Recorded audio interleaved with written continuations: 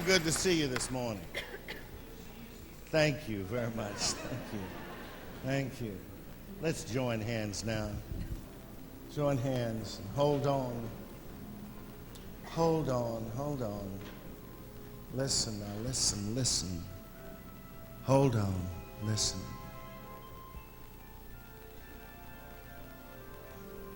Oh, gracious and glorious Father and Mother God,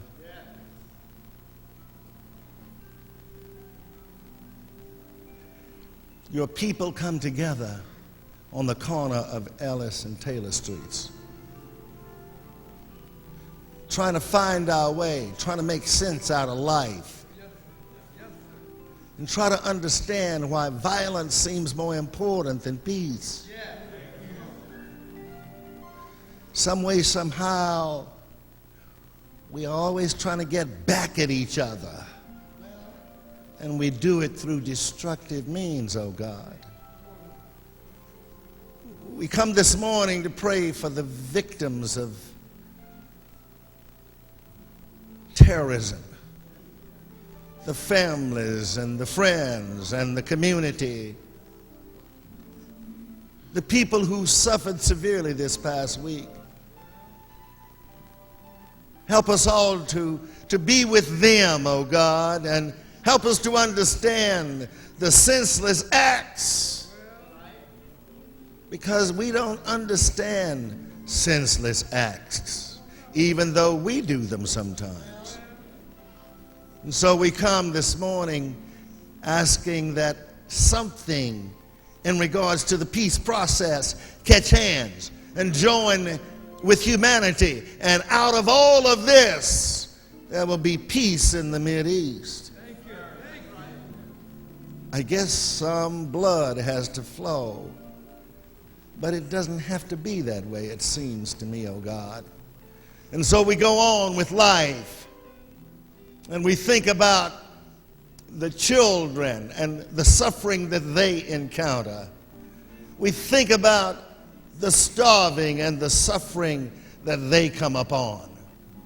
Oh Lord, we think about those who are helpless and those who seemingly have given up.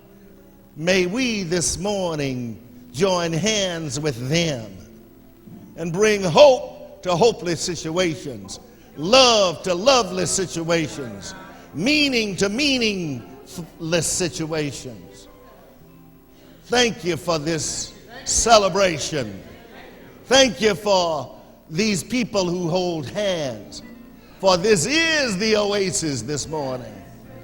And so the people who are pilgrims come from the desert so that they can get their spiritual quench, so they can get their spiritual thirst quenched this morning.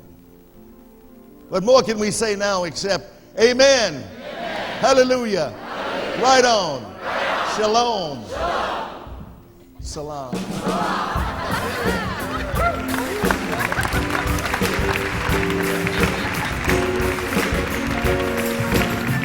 Leaning on the everlasting arm, words on the wall.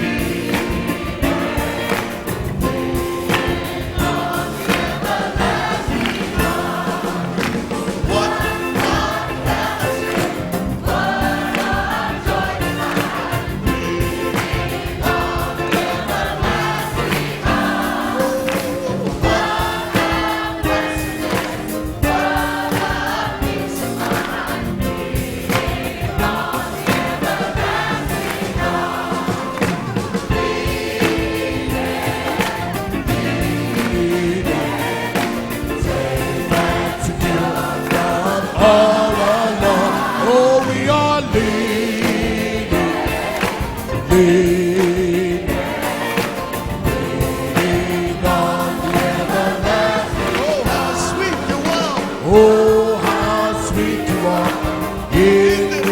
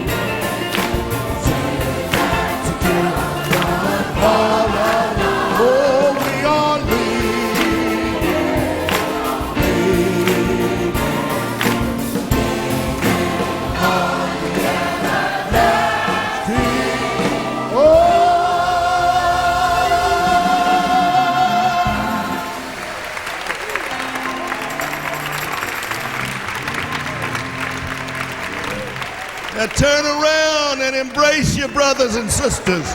Embrace each other.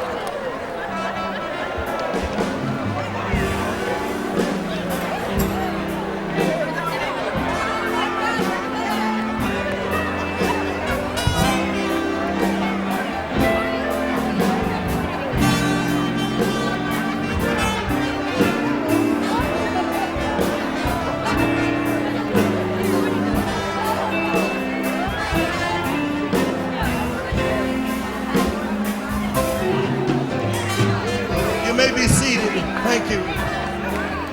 Thank you.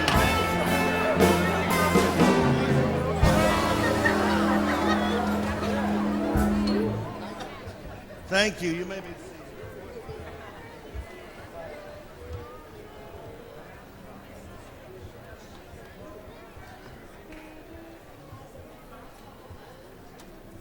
My brothers and my sisters, thank you so very much for being here. See, we're overcrowded like we've been every Sunday.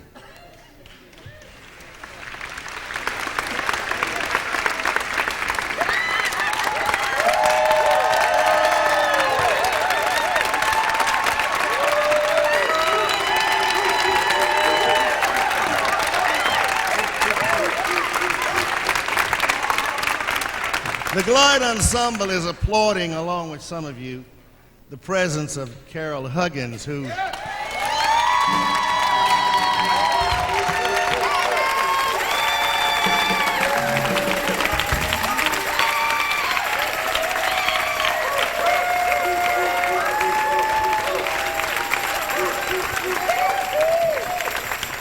Carol, I want you to see who's standing up, cheering you more. Listen, isn't that something? Here, both of them have faced death, and yet they're still going on. We didn't know that Carol would be with us just a few months ago. Completely immobile. And here she is. Look at her. You know what she said? She said that she was going to walk up on this stage soon to start singing again.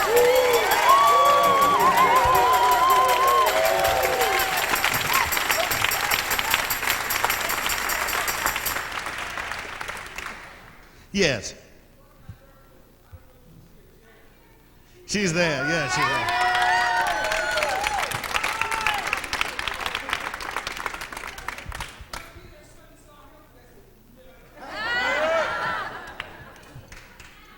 You know what, Jen? Let me tell you, she was here last Sunday, and I had said I could see that she was about to get up.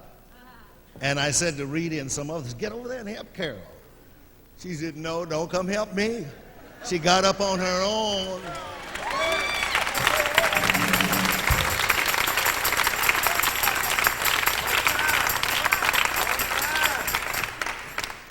There is healing where there is an oasis. Okay? I see the Glide Ensemble's ready to go. Wait a minute, let me tell you. Give me two numbers now. Two numbers now, okay? Because we're shifting things around. You got it? Okay. Now look, that number that y'all do so long, cut it short this time, all right? Yeah, wait. Listen. You gonna do a fast number after this? Because we need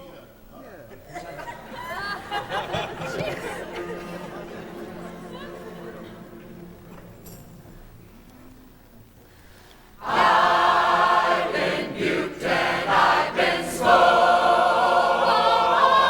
Yes, I've been buked and I've been scorned. Children,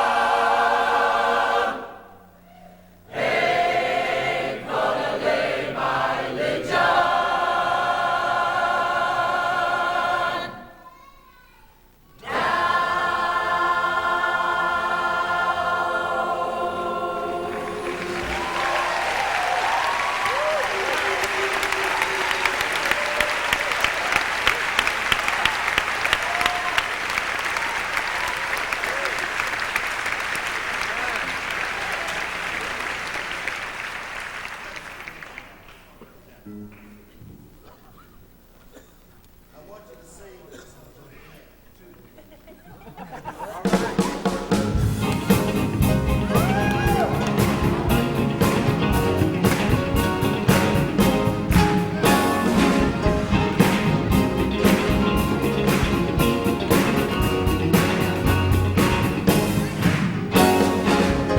wait till the battle's over, shout now. You know in the end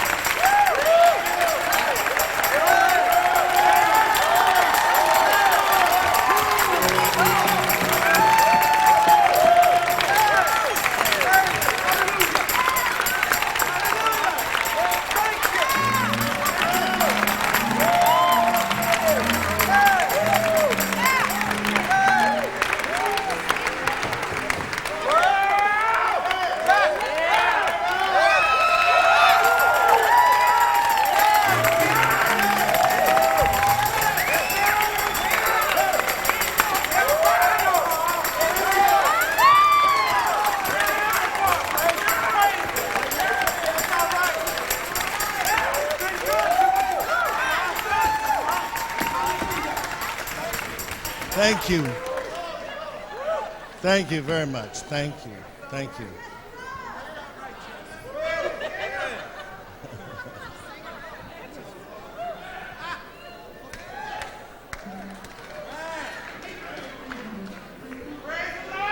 Read it.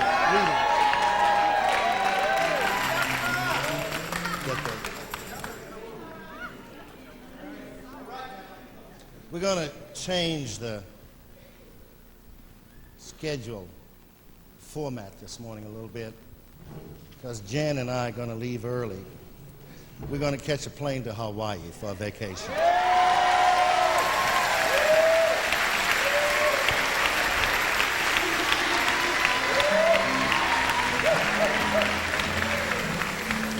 I thought can you go? Can you go?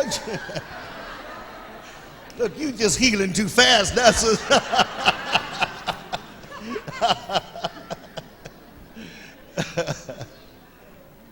Reedy, get back over there. Leave Carol alone.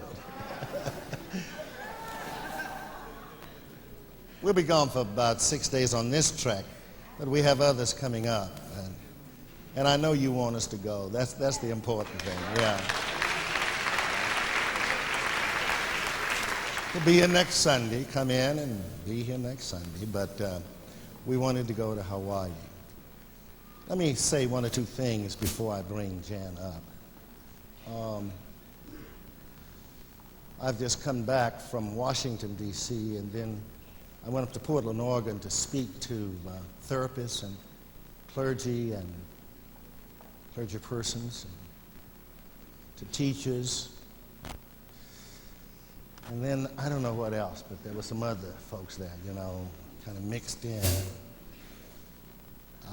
About 800 folks there. Quite a time. But when in Washington, D.C., I went for a conference that was being held on youth violence and drug abuse. And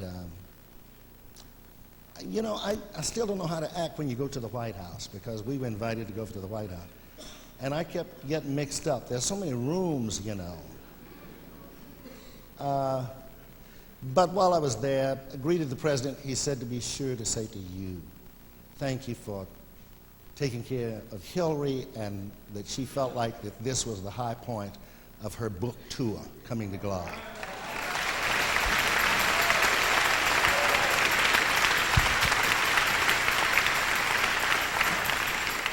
The next day, the conference began, and at around 11 o'clock he spoke, and there was a panel. And then after the panel, I went outside to the cafeteria, was talking to some people, and he had someone come and get me and take me backstage. A million things run through your mind. Well, what does he want with me now? Like, what did he got to say? What else is it, And I met, as I was going back, the person who's going to speak. We've known her for some time, but she is one of the top persons, which Jan will say in just a few minutes, from Washington, D.C. But when I got back there, they said, Mr. President, Cecil Williams is here. And so he turned around and had my book in his hand.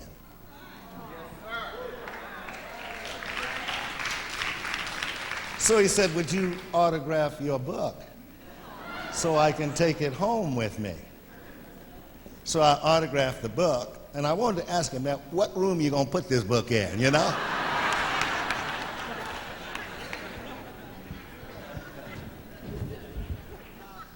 But I think somebody's reading it, and I'm glad about that. I was very pleased to know that. Jan, when I talked to her on the phone coming back, she said, you should feel good about this. And I was tired, but then I began to feel good about it, Thank you for being who you are. You make this place the most incredible church in the world. You do that. At this time, I'd like to bring a very powerful voice, not only here at the church, but at home and every other place. Every other place. We were being talked to yesterday by some people, and they said, what happens here? And I said, we always do mutual stuff. We're trying to be mutual with each other. But I'm going to tell y'all something. It is difficult to be mutual, even with your wife.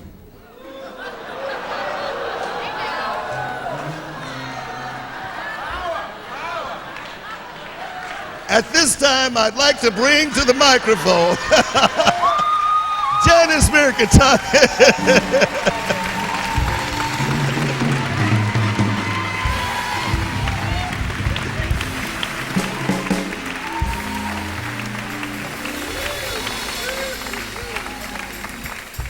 I told Dave that I would add something to his paycheck, and he did that. Just kidding. I keep saying to Cecil that liberation is not easy. And he asked for it, right?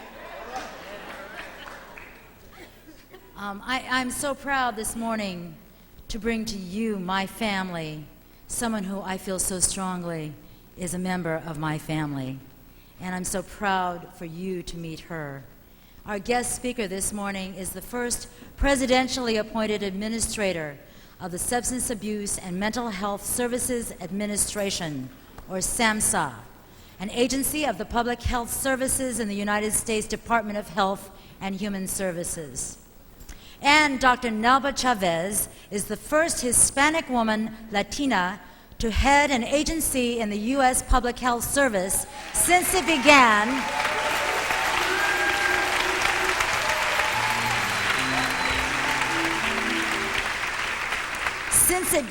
in 1798. It's about time, right? Among her many prior accomplishments, Dr. Chavez was director of the San Francisco Juvenile Probation Services and served a 17-year tenure heading a community-based mental health and substance abuse service organization, La Frontera Center in Tucson, Arizona. Dr. Chavez earned her bachelor's degree from the University of Arizona, her master's from UCLA, and her PhD from the University of Denver. She has been appointed to numerous national committees, councils, and commissions and boards, and has received many awards and honors for her work and leadership.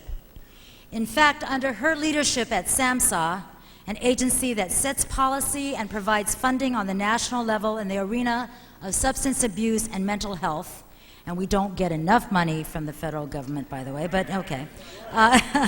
Dr. Chavez has helped reshape priorities to empower those in our communities who are most marginalized, and is one of the strongest national advocates for women, children, and families.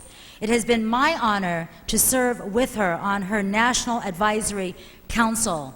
I have told Cecil that if we ever had to engage in battle, I would choose Dr. Chavez as my general. We are headed for great battles because these are very, very dangerous times as it relates to cutbacks and further marginalization of our communities, of the women, of the children, of the elderly, of people with AIDS, and those who are most vulnerable. So we really need to set our feet to the fire, don't we? And we have to support the women, especially the women leaders that we have who are our women warriors. Dr. Nelba Chavez.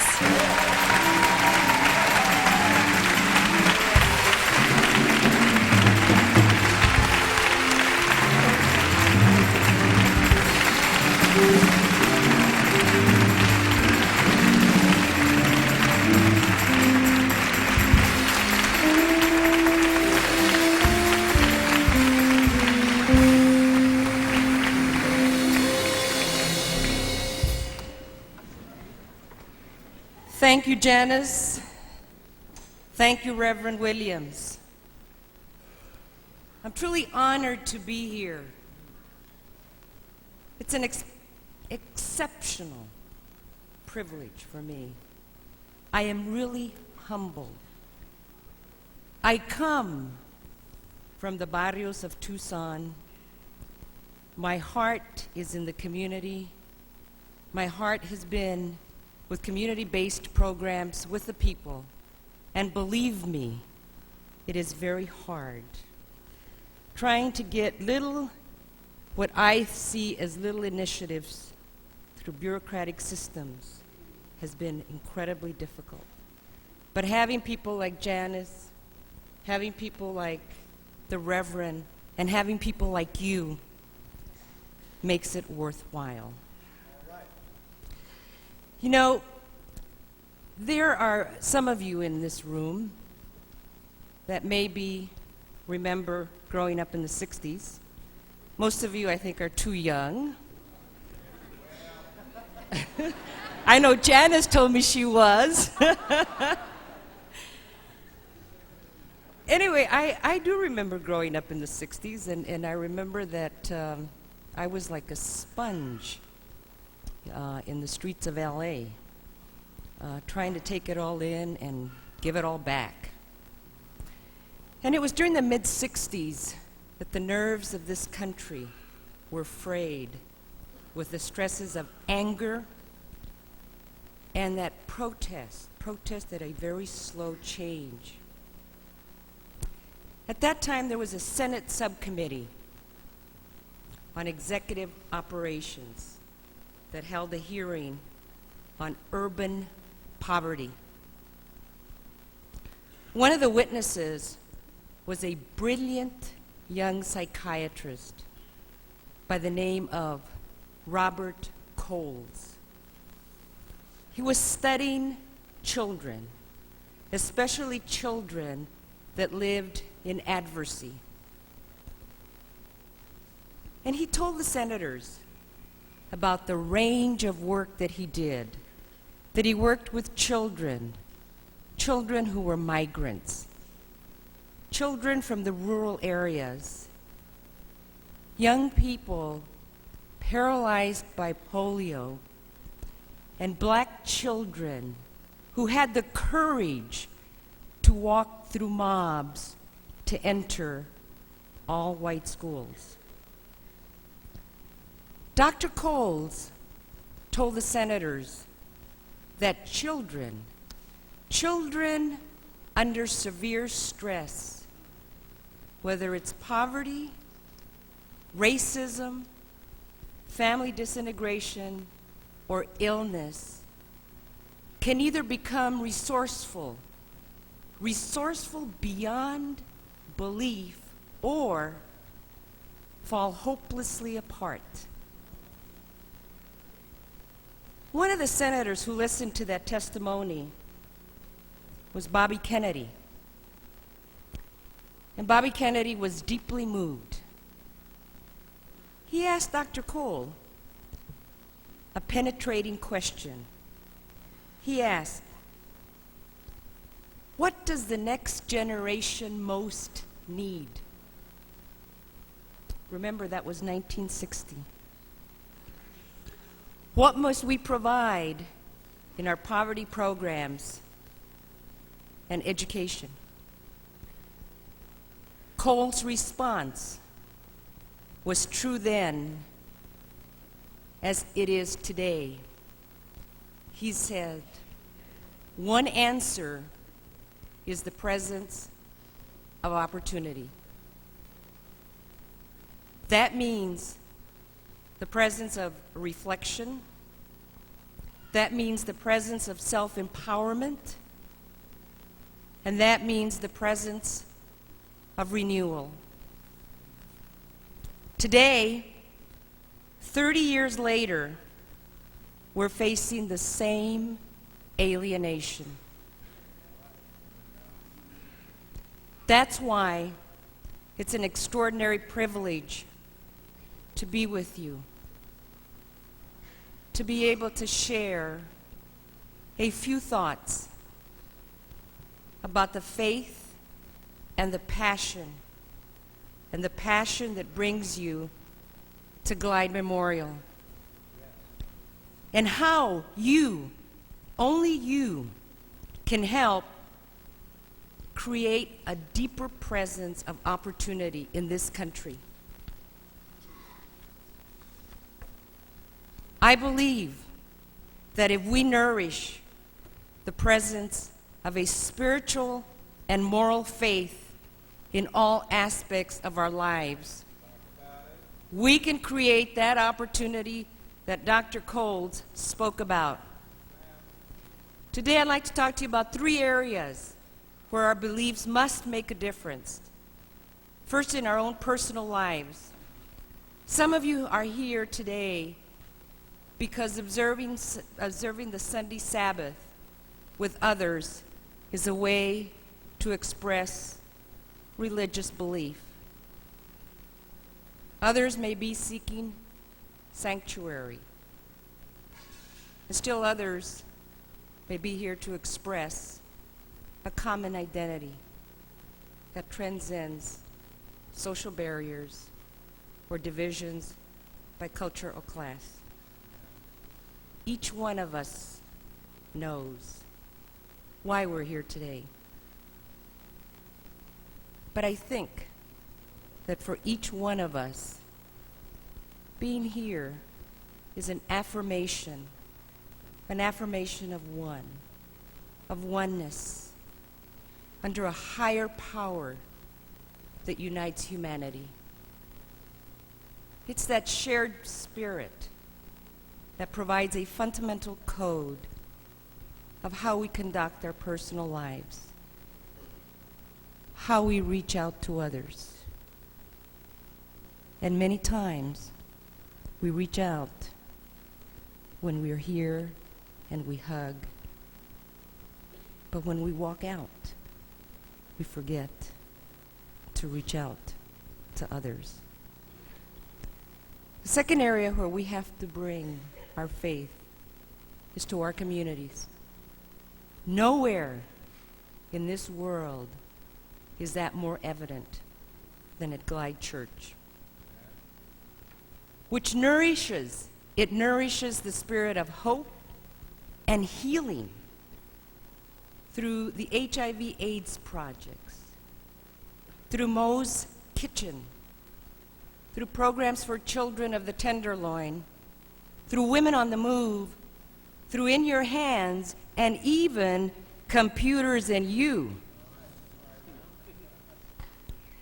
In the materials that Glide sent me, I read about the movie that Kanisha would make about homeless people.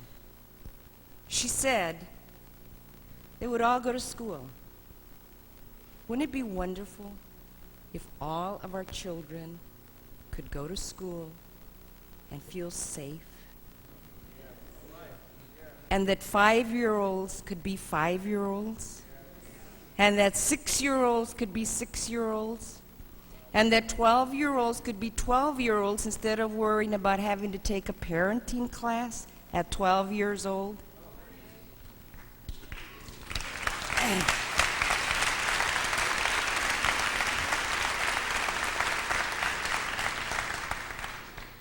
And you know, as I read Jamar's poem about people, quote, all people can do the same as the other one, so they should all be friends to each other.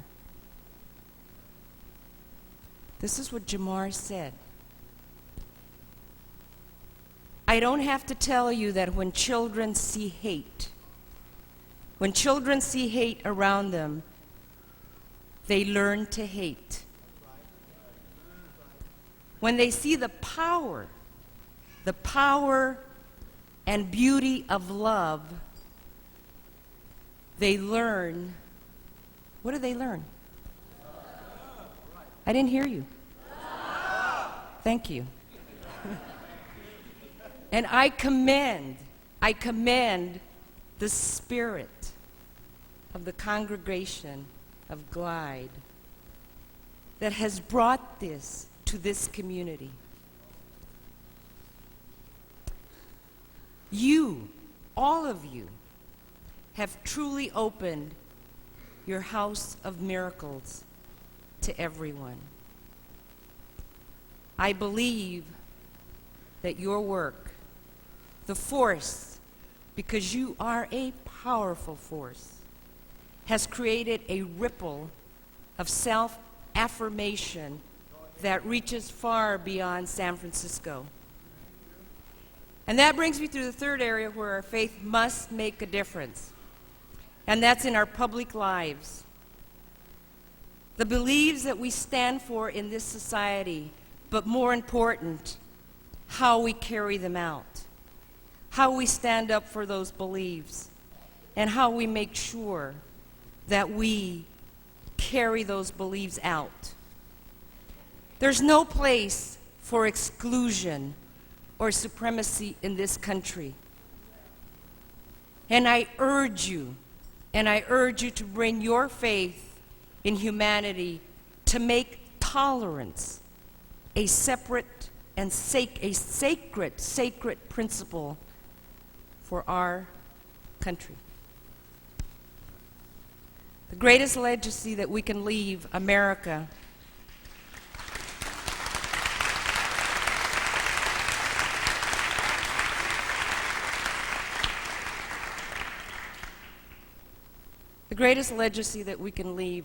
for America is the spirit of oneness and of the engagement that you bring here today. We must continue to work together to make your expression of faith and passion heard from Ellis Street in San Francisco to Fifth Avenue in New York. And where we need you the most is at Capitol Hill.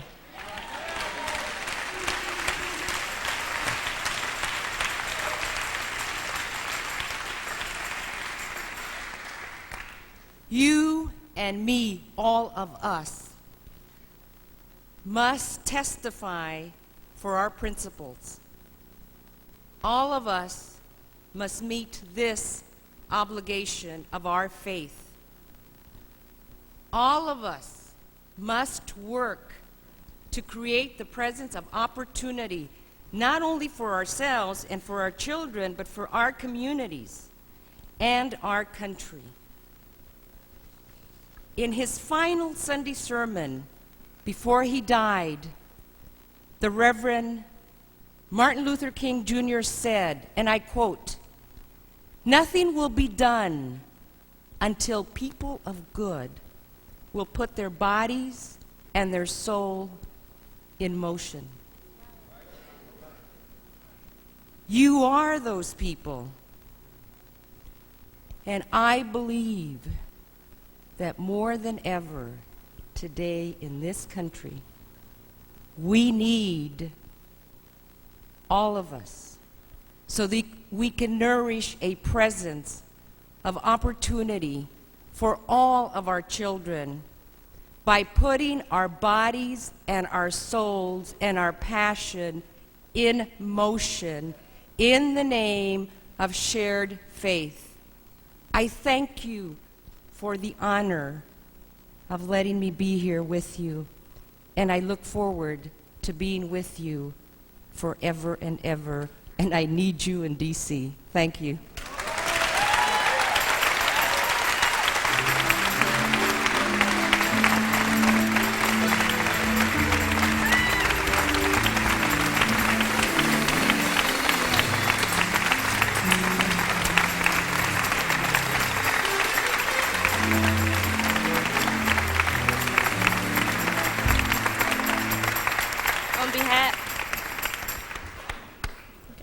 On behalf of the children, the women, the youth, and the Glide family, we want to thank Dr. Ana Chavez.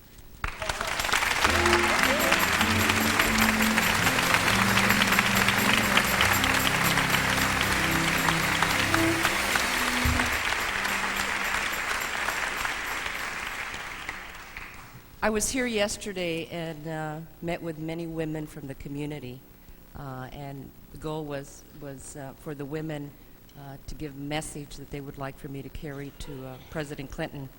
This young lady asked the toughest question.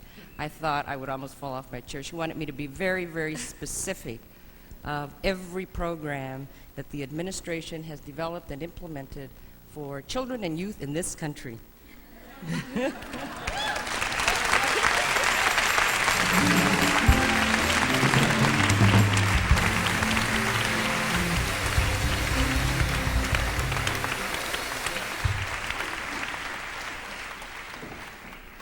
Thank you very much, Dr. Chavez.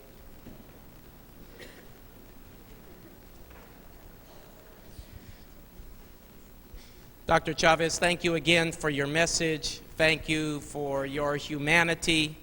And I think that we should give Dr. Chavez another round of appreciation.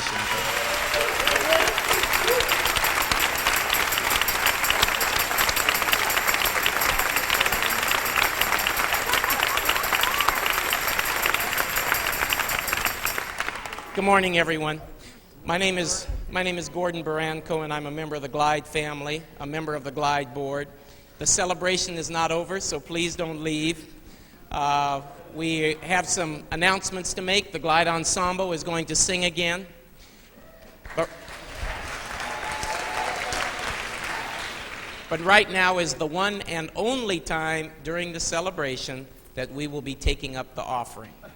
So I want to give you a little opportunity to go into your wallets and your purses and your pockets to begin to make out those checks, take out cash. Glide Church, today is March the 10th, 1996. Sign your name, we'll fill in the rest. Are the ushers in the back of the sanctuary at this time? All right, I'd like the ushers to come forward right now while I talk to you a little bit about...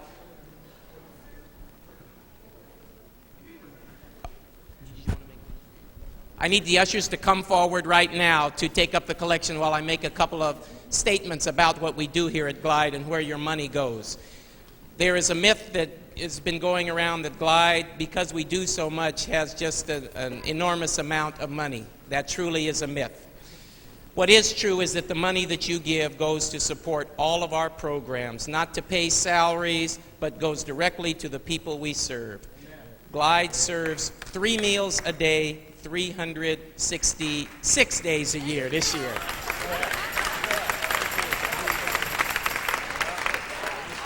We have recovery programs for men, for women, for children, for people who have been addicted to drugs or alcohol, for people who are abused, for people who have been molested, for people who want to break the cycle of poverty that they are in.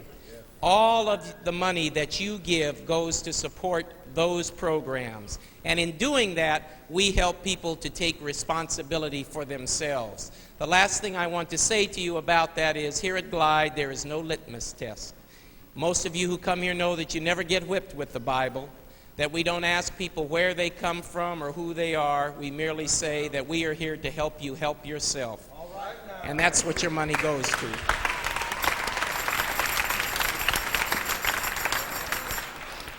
It is now my pleasure to introduce to you the chair of the Glide board, Charlotte Kwan.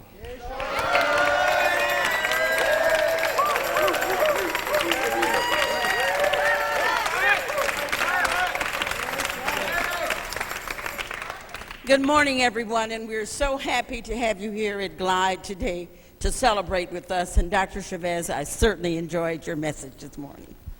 I've got the announcements, and I've got quite a few, so please bear with me. On Monday, March 21st, the Academy of Friends is holding their annual Oscar Gala Affair.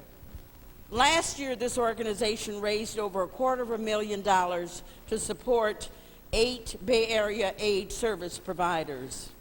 And they have selected Glide this year to be one of their primary benefactors of the grants that they receive.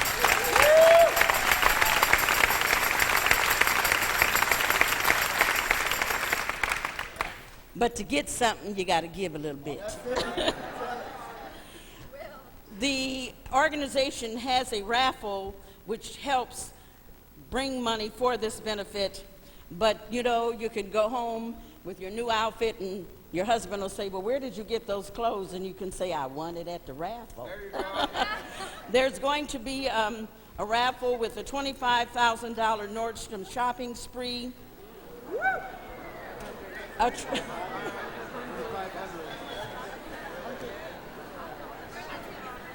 I wanted to see if you were listening. $2,500.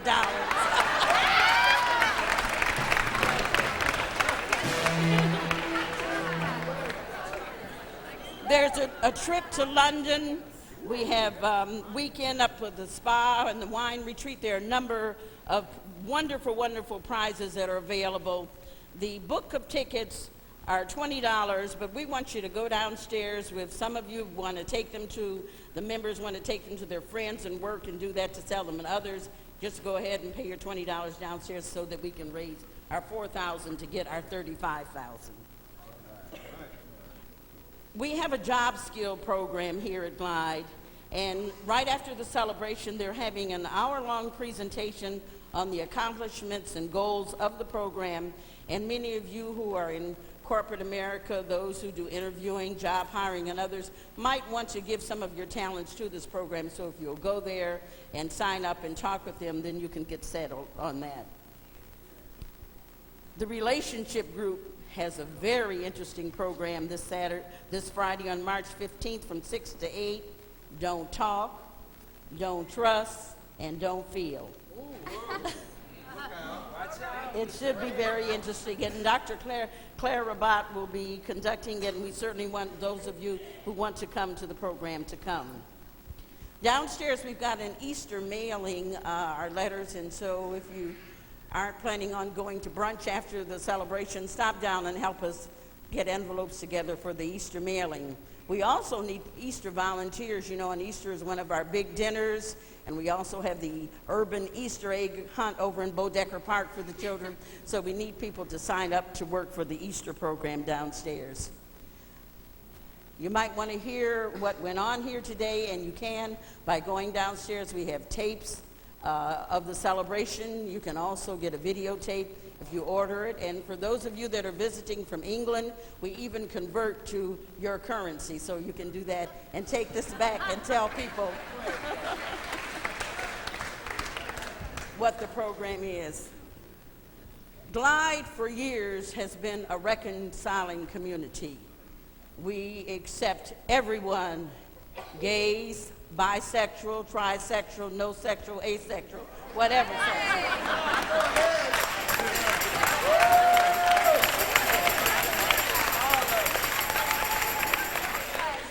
And we want to send a message to the Methodist Conference, who are having their conference in all places, Denver. And downstairs we have cards for you to sign up to say that we want you in the Methodist Church to accept all. We're all God's children.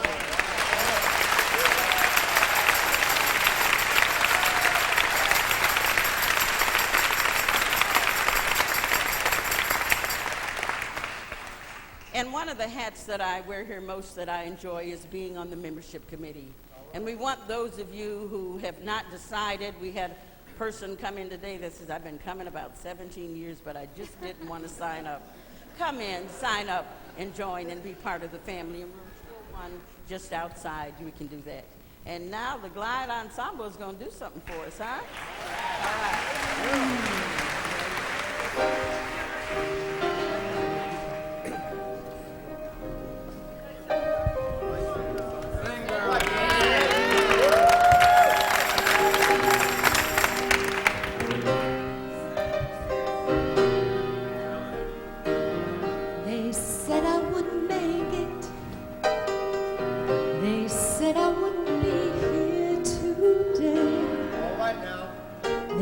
I'd never amount to anything. But I'm glad to say that I'm on my way. And I'm growing more and more each and every day. There were many that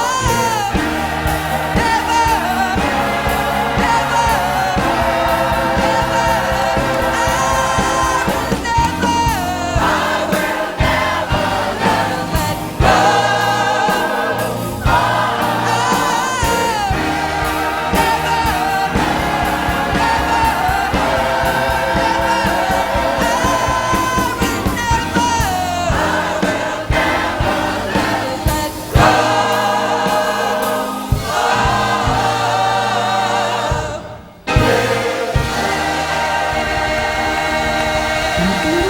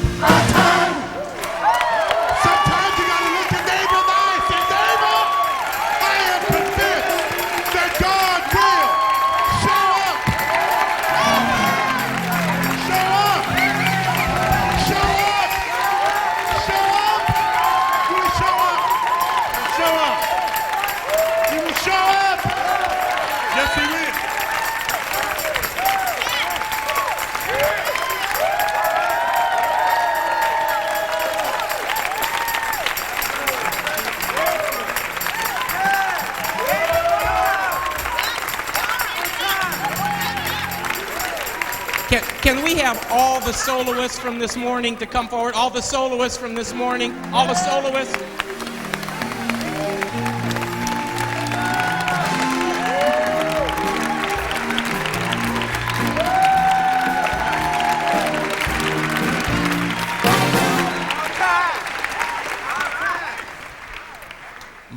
My. We do need to acknowledge John Turk and the members of the Glide Band.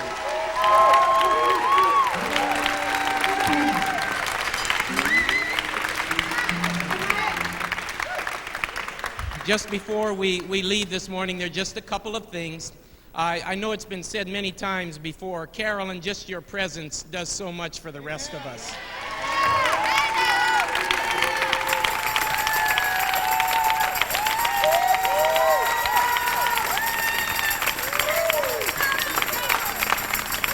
Dr. Chavez, we want to thank you again for bringing your message.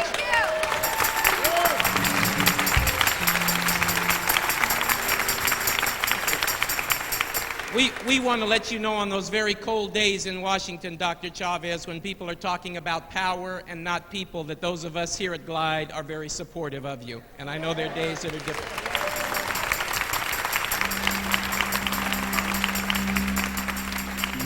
Thank you once again for coming to Glide to celebrate with us. Celebrations are every Sunday at 9 and 11. Please come back next Sunday. Don't forget to join the church. And last, Reedy is going to lead us in We Shall Overcome. We shall overcome.